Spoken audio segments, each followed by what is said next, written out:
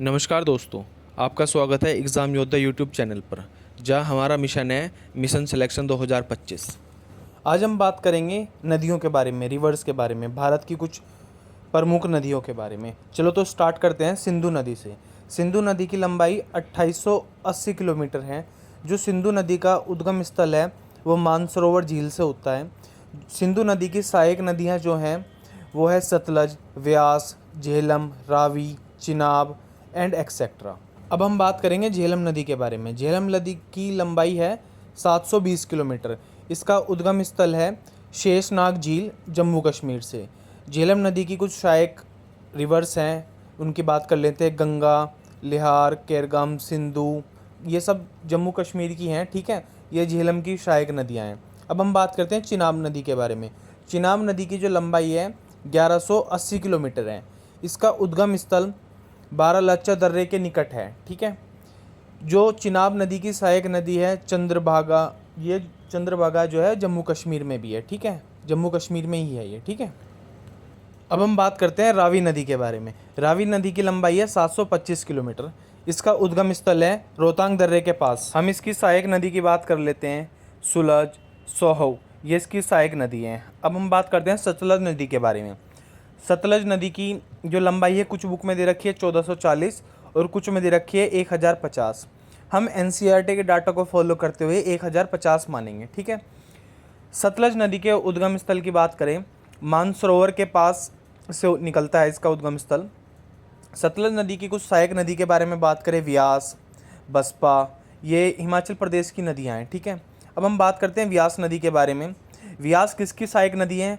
सतलज नदी की, ठीक है। ऐसे भी क्वेश्चन आ जाते हैं एग्जाम में। अब हम बात करते हैं व्यास नदी की। व्यास नदी की जो लंबाई है 470 किलोमीटर है। इसका उद्गम स्थल रोहतांग दर्रे के पास से। इसका भी उद्गम स्थल कहाँ से? रोहतांग दर्रे के पास से। इसकी सहायक नदी हो गई पार्वती, हरूला, ये सब इसकी सहायक नदियाँ हैं, ठीक है। अब हम बात करेंगे गंगा नदी के बारे में। गंगा नदी की लंबाई 2510 किलोमीटर है। इसका जो उद्गम स्थल है वह गंगोत्री के निकट गोमुख से है, ठीक है। गंगा की बहुत सारी सहायक नदियाँ हैं, कुछ की बात कर लेते हैं हम। गंगा, रामगंगा, गोमती, गंडक, कोसी, सोन, भागीरथी, पिंडार, मंदकनी, उत्तरांचल, ये सारी गंगा की सहायक नदियाँ हैं, ठीक है। अब हम बात करते हैं यमुना नदी की। यमुना नदी की लंबाई 1375 किलोमीटर है। जो यमुना नदी का उद्गम स्थल है यमुनोत्री ग्लेशियर से है। कहाँ से है? यमुनोत्री ग्लेशियर से।